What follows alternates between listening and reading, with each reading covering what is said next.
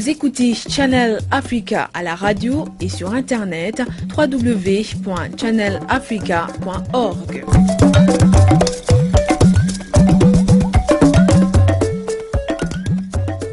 Et puis, un jour après la commémoration de la mort du leader tchadien de l'opposition, Ibni Oumar Mahamat Saleh, son fils dépose une plainte au tribunal de Paris. Mohamed Saleh Ibni réclame que la lumière soit faite sur les circonstances de la disparition de son père. Il demande aussi que le corps d'Ibni Oumar Mahamat Saleh soit remis à sa famille 6 ans après sa mort. Au Tchad, cette enquête avait déjà été classée sans suite. Ce recours en France est soutenu par plusieurs sénateurs français. Bon, dans les résultats de l'enquête, il faut savoir qu'on a déposé une plainte au niveau du Tchad qui n'a pas eu gain de cause parce que le dossier a été classé sans suite. Évidemment, à la justice tchadienne, c'est début, il n'y a pas vraiment d'indépendance de la justice. Au niveau d'ici, notre plainte déposée il y a de cela un laps de temps a pu avoir une recevabilité et bon, une juge d'instruction a été nommée pour mener l'instruction nécessaire pour cette affaire-là. Pour a été auditionné et tout ça, et nous portons maintenant nos espoirs à la justice française qui, je pense, pourra réaliser des avancées significatives au niveau du dossier. C'est vrai que vous faites recours à la justice française, mais certains observateurs parlent d'une relation assez intime entre la France et le régime d'Idriss Déby que vous dénoncez aussi quelque part.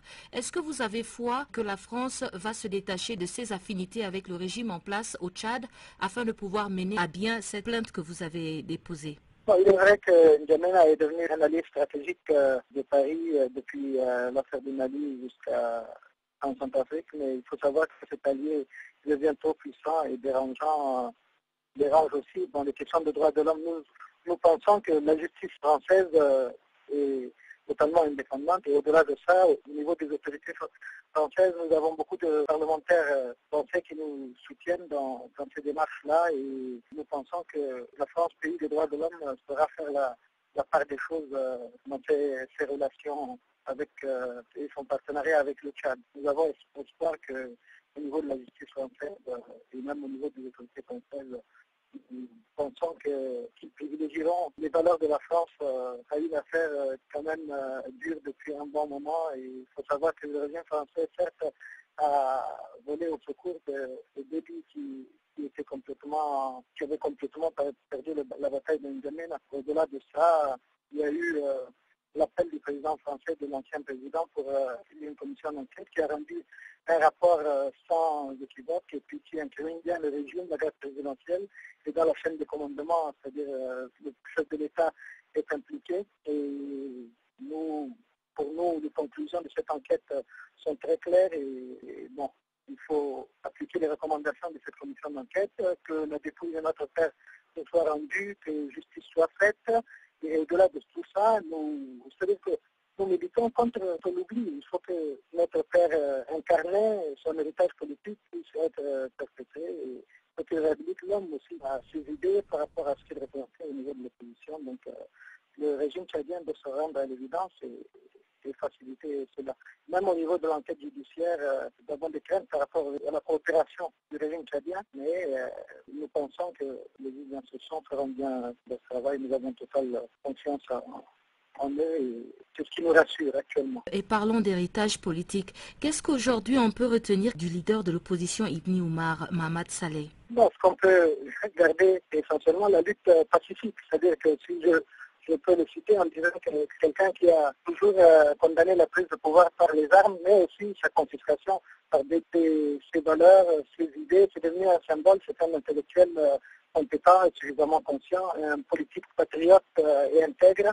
Et c'est en quelque sorte un exemple pour les générations futures. C'est quelqu'un qui a combattu pacifiquement, malgré les maigres moyens dont il disposait, à travers le parti qu'il a créé avec d'autres, parti créé non pas autour d'un individu, autour d'une tribu, mais parti à caractère national qui regroupait toutes les composantes de la nation, aussi bien de 23 régions que des plus jeunes, des moins jeunes, des gens issus de toutes les classes sociales de toutes les ethnies et les tribus. Et c'était le pont entre le nord et le sud. C'est quelqu'un qui avait des valeurs de justice, qui a un parti autour de la justice, des questions de justice, parce que le Tchad, ça a été toujours un problème de justice. Et c'était quelqu'un qui portait beaucoup de valeurs, qui pouvait sortir le Tchad de l'ornière et lui permettre un avenir radieux. Et c'est tout cela, c'est un espoir qui a été brisé. Et nous nous battons que le crime de l'assassinat ne s'ajoute pas, au crime de l'assassinat ne s'ajoute pas le crime de l'oubli. Donc, comme je l'ai rappelé souvent, Elie Wiesel disait que le bourreau tuait toujours par deux fois. La première fois par la hache et la deuxième fois par l'oubli. Nous nous battons pour que l'arbre qu'il a planté, l'arbre de la démocratie, de la justice, puisse grandir et que ces branches puissent protéger les Tchadiens des abus du pouvoir.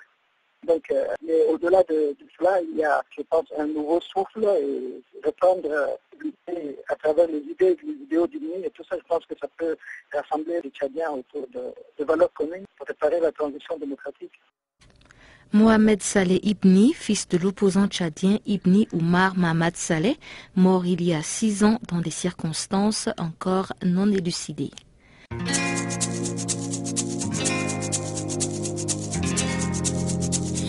Vous écoutez Farafina, un programme en français sur Canal Afrique émettant de Johannesburg.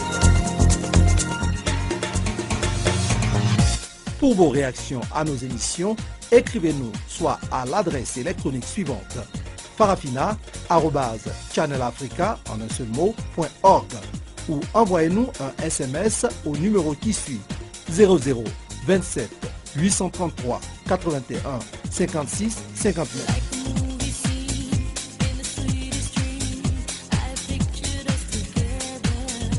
Notre adresse électronique farafina@channelafrica en un seul mot.org ou par SMS 0027 833 81 56 59.